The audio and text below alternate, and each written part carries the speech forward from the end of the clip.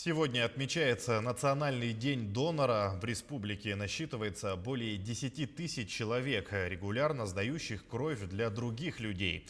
Но, несмотря на это, потребность в донорской крови есть всегда. Ульяна Шагина побывала на станции переливания крови. Майя Курнева не только должностной человек, но и без 5 минут почетный донор Российской Федерации. Уже более 18 лет она безвозмездно сдает кровь во имя спасения жизни незнакомых ей людей. Я первый раз сдала кровь в 2003 году. Это было в университете.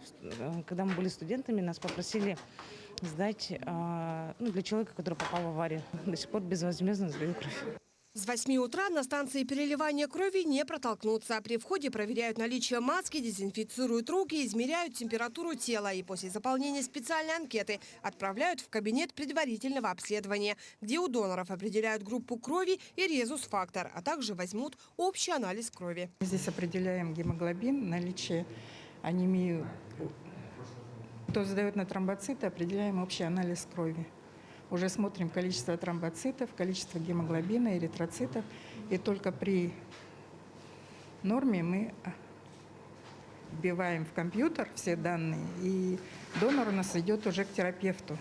Если после проверки артериального давления, пульса и веса все будет в норме, донора отправят в кабинет для сдачи крови. Одновременно в этом помещении могут находиться до 12 доноров. Процедура длится от 5 до 7 минут. Доноры могут сдать кровь, плазму, либо тромбоциты. Бывают и отказы в донорстве. Частой причиной называют нарушение диеты перед сдачей крови. Нарушают обычно те, кто впервые приходит на эту процедуру. Опытные же хорошо знают все правила. Там обычные правила: не есть ни жирного, ни острого, не пить спиртное, таблетки определенный период нельзя принимать и так далее. Такие требования, да. Между тем, чтобы поддержать тех, кто сдает кровь на безвозмездной основе, активные доноры при станции переливания крови придумали карту лояльности, которая дает скидки на покупку в различных магазинах. Карта создана для того, чтобы привлечь как можно больше доноров, да, чтобы они сдавали не за деньги, да, а безвозмездно. То есть эту карту могут получить доноры, которые сдали безвозмездно последние 5 лет 5 раз.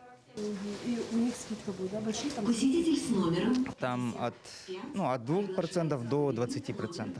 Безвозмездные доноры после сдачи крови получают денежную компенсацию на усиленное питание. Она составляет 950 рублей. Донорам же социальной поддержкой выплачивают 3500 рублей. Кроме того, все доноры имеют право на получение 2-дневного отдыха после сдачи крови. Ульяна Шагина, Георгий Григорьев, Якутск.